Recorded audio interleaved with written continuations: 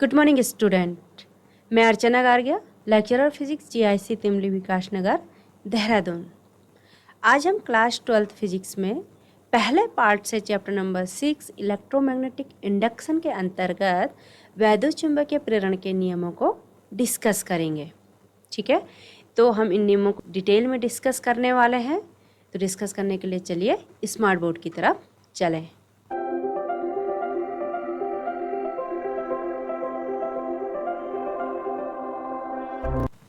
तो चलिए student, electromagnetic inductions के रूल्स को हम डिटेल में डिस्कस करते हैं कि चुंबकीय वैद्युत प्रेरण के क्या क्या नियम हमारे पास हैं।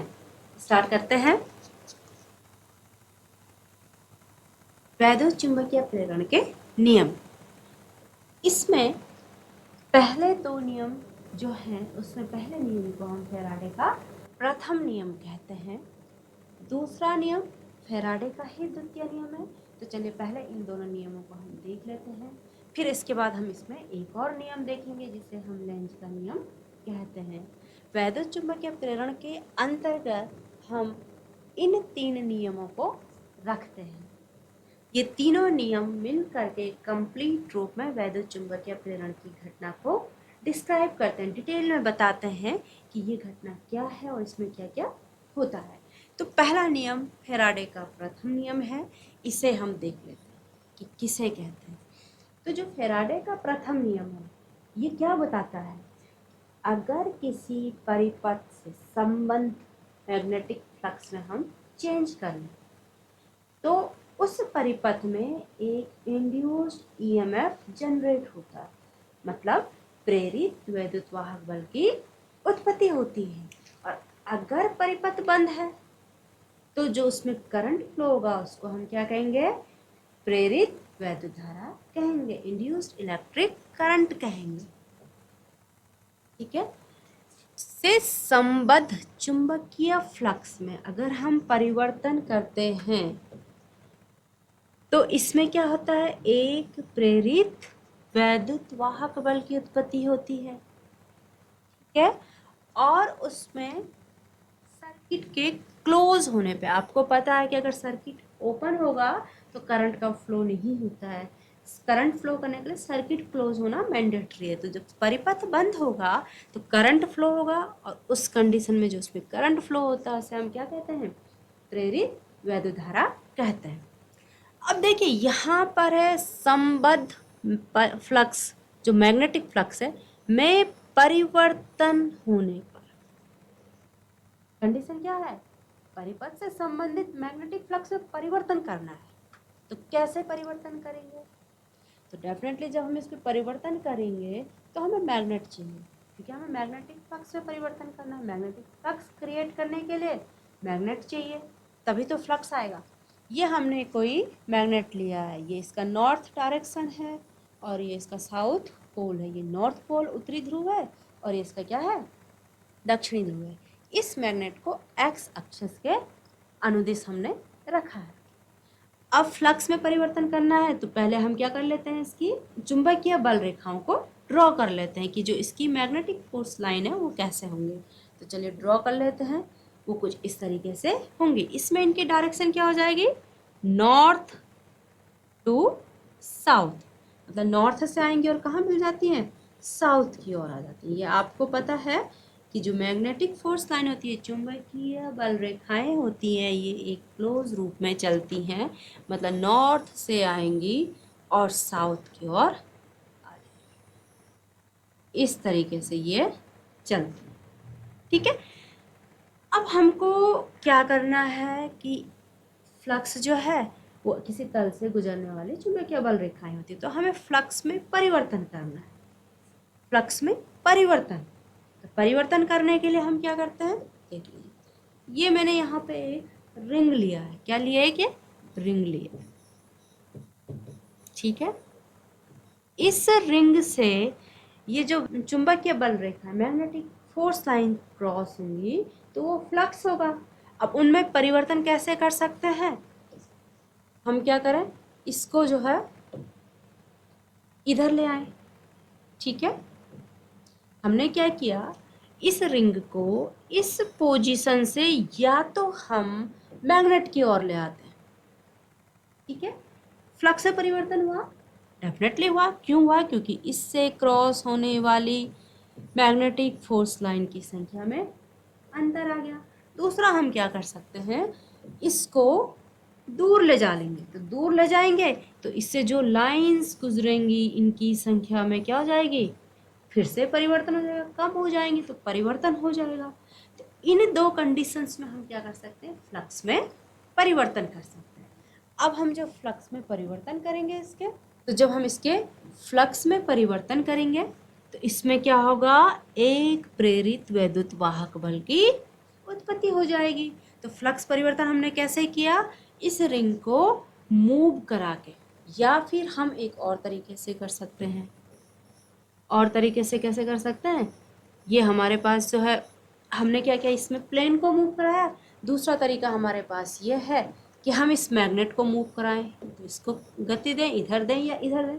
तो आप कुछ भी करें, आपको फ्लक्स में परिवर्तन करना है। या तो आप मैग्नेट में मूवमेंट करें, गति करें, या आप इस रिंग जिससे फोर्स लाइन क्रॉस हो रही है इसमें आप क्या करें, गति करें। एक और तरीका है, क्या है कि हमने ये अक्ष लिया, इसके सेंटर से हमने जो है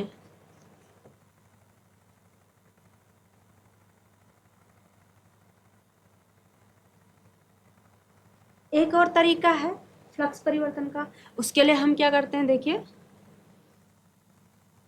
इस रिंग के सेंटर का जो हमने अक्ष है, इस अक्ष के परितः इस रिंग को घुमा लें। तो जब हम इसको घुमाएंगे तो भी इसमें से गुजरने वाली लाइंस की संख्या में चेंज होगा, यानी फ्लक्स में परिवर्तन होगा।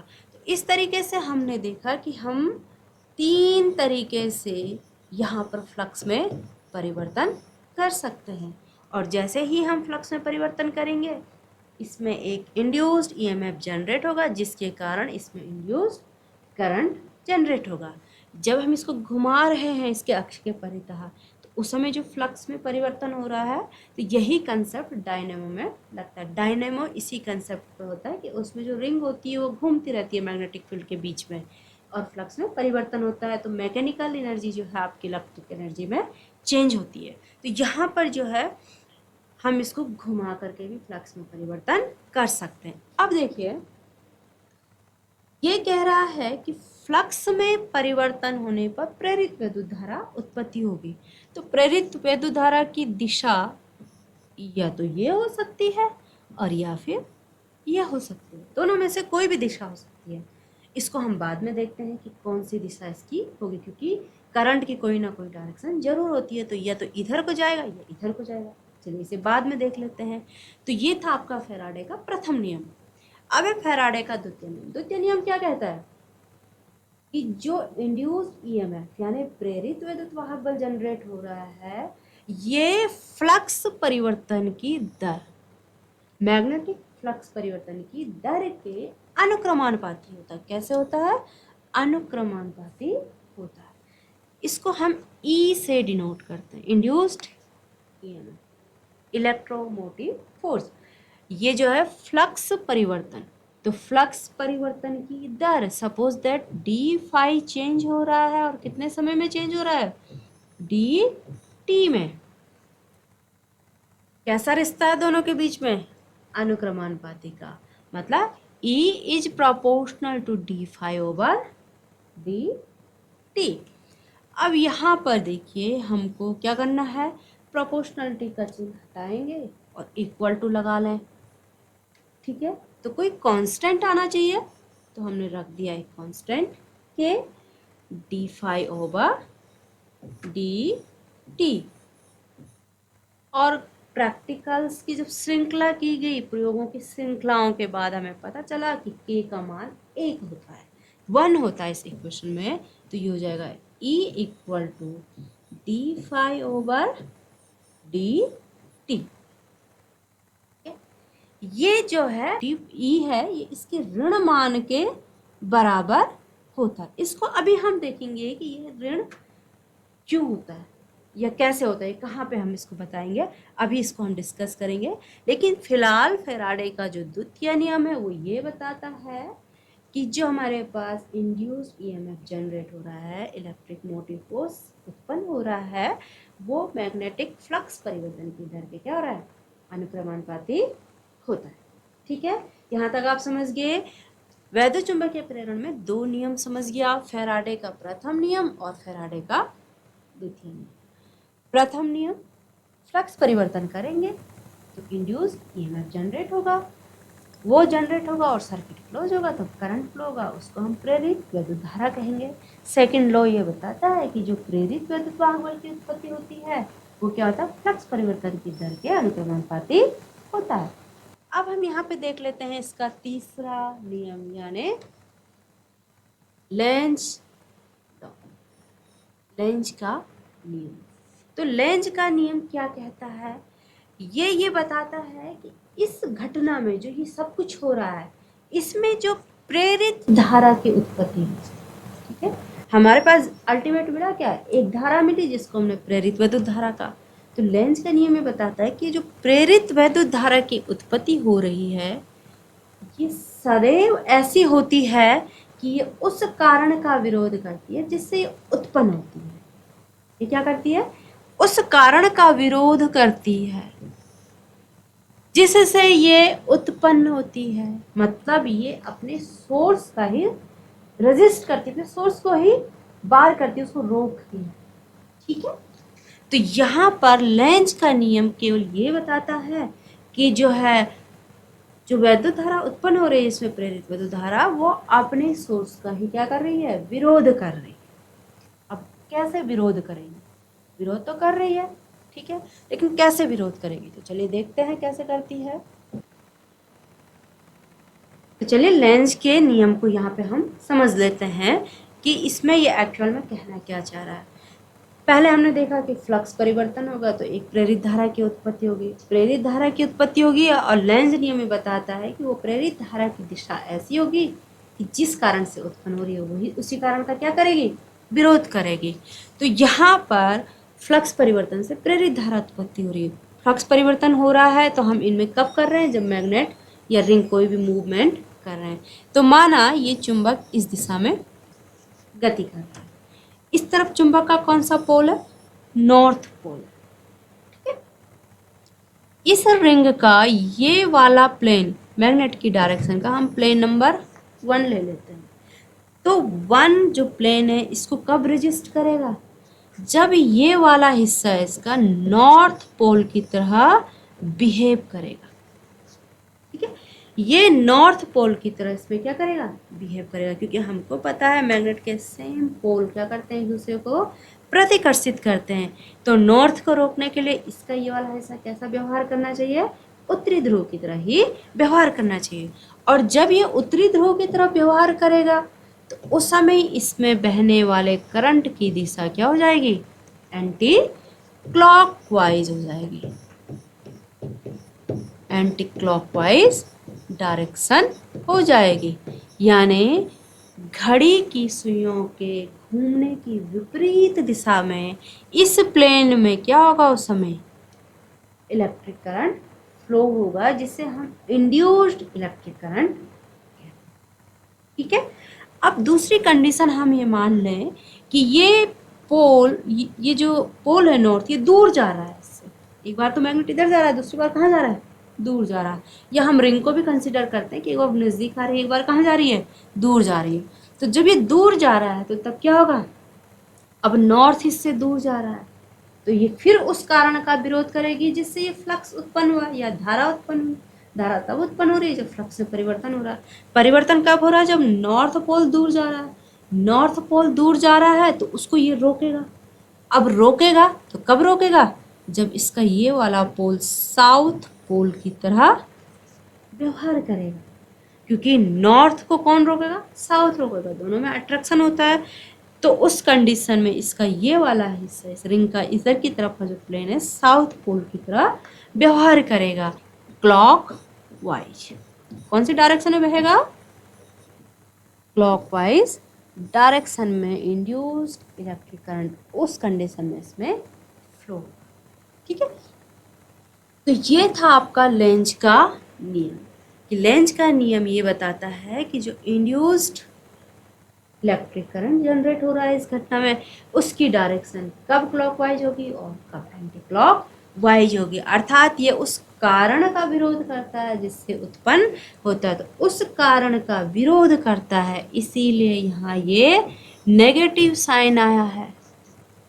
तो अर्थात फैराडे के द्वितीय नियम से प्रेरित विद्युत वाहक बल की उत्पत्ति चुंबकीय फ्लक्स परिवर्तन के दर के ऋणात्मक मान के अनुक्रमानुपाती है।